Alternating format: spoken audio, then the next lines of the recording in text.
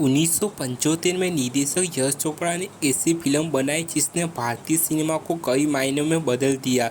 अमिताभ बच्चन, शशि कपूर, परवीन बाबी, निरूपा रॉय और नीतू सिंह अभिनीत दीवार ने कानून के विपरीत पक्षों पर खड़े दो भाइयों की कहानी के साथ एंटी हीरो स्टार बिलिंग दी है।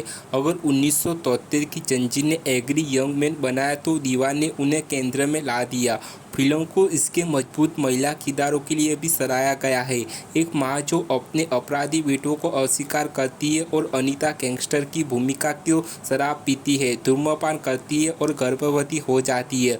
वो 40 साल पहले की बात है। दीवार के निर्माण के 4 दशक बाद इसके बारे में 12 बातें। यश चोपड़ा की मूल इच्छा सूची में विजय वर्मा के रूप में राजेश खन्ना, रवि वर्मा के रूप में नवीन निश्चल और उनकी मां के रूप में वैजयंतीमाला थी। सलीम जावेद, जिन्होंने शत्रुघ्न सिन्हा को ध्यान में रखकर स्क्रिप्ट लिखी थी, राजेश खन्ना से विवाद हो गया था और उन्होंने फिल्म में लेने से इनकार कर दिया था। नवीन निश्चल और वैजयंतीमाला दोनों ने जब सुना कि राजेश खन्ना फिल्म में नहीं होंगे तो उन्होंने अपनी भूमिका निभाने से इनकार कर दिया था। इसके बाद यश चोपड़ा ने अमिताभ बच्चन को विजय के किरदार के लिए कास्ट किया गया था। उन्होंने लगभग वहीदा रहमान को मां की भूमिका की पेशकश की गई थी, लेकिन उन्होंने इसके खिलाफ फैसला किया क्योंकि वह कभी कभी में अमिताभ की प्रेमिका की भूमिका निभा रही थी। अतः उन्होंने मां की भूमिका के लिए निरूपा रॉय और रवि की भूमिका के लिए शशि कपूर को चुना।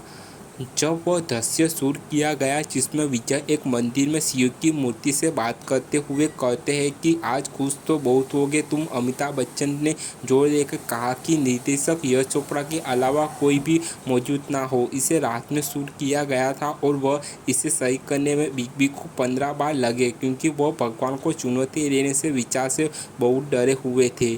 अमिताभ बच्चन ने शोले और दीवार की शूटिंग एक ही समय में की थी, सुबह शोले, रात में दीवार। यश चोपड़ा और रमेश सिप्पी दोनों ने उन्हें किसी भी शूटिंग के लिए देर न होने का श्रेय दिया था। शोले एकमात्र ऐसी फिल्म नहीं थी जिसे अमिताभ बच्चन ने दीवार के साथ ही शूट किया था। शोले खत्म होने के बाद यश चोपड़ा ने दीवार और कभी कभी की शूटिंग की एक साथ की और उन्हें अक्सर चिंता रहती थी कि अमिताभ बच्चन जो दोनों फिल्में में अभिनय कर रहे थे, कभी कभी के स्वप्निल कवि अमित और दीवार के समाज से अलग आदमी विजय के बीच भ्रमित हो जाएंगे। लेखक सलीम जावेद ने कथित तौर पर दीवार के लिए 8 लाख की अनुसूनी फीस मांगी थी। उन्होंने 45 दिन का समय लेकर एक ही बार में पूरी स्क्रिप्ट और डायलॉग लिखे थे। पहली बार पढ़ने पर प्रत्येक अमिताभ को एक बंधी हुई पूर्ण स्क्रिप्ट दी गई थी जो उस समय दुर्लभ थी। ज़्यादातर रातों में कलाकार और क्रू पैक अप के बाद स्ट्रीट फूड पर दावत करते थे जिसके लिए अक्सर अमिताभ बच्चन भुगतान करते थे। जिस रात मुंबई के बेलर पियर में क्लाइमैक्स शूट किया जा रहा था, बारिश शुरू होने के कारण उन्हें रोकना पड़ा, इसलिए वे भिंडी बाजार गए तो अमिताभ ने सभी को जंक फूड खिलाया था। अमिताभ बच्चन की मौत के सीन के लिए कोई डायलॉग नहीं लिखे गए थे। यश चोपड़ा ने उन्हें पूरे सीन को बिना सोचे समझे करने की इजाज़त दे दी थी। निर्माता गुलशन राय ने स्क्रिप्ट को 2 बार पढ़ी थी और दोनों बार रोए थे।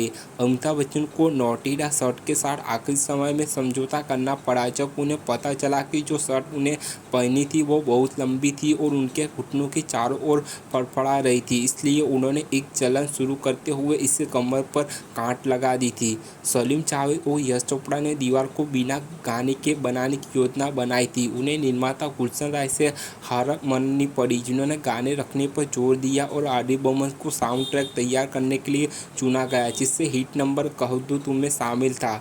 हालांकि लेखक के फिल्म के नाम पर समझौता करने से इनकार कर दिया था जिसकी क्रू द्वारा आलोचना की गई थी। जब भी इस विषय को उठाया जाता तो वे मजाक करते थे, चलो इसे गीली दीवार कहते हैं, सूखापन चली जाएगी। फिल्म के डब अंग्रेजी संस्करण का नाम आई विल डाई फॉर मामा था।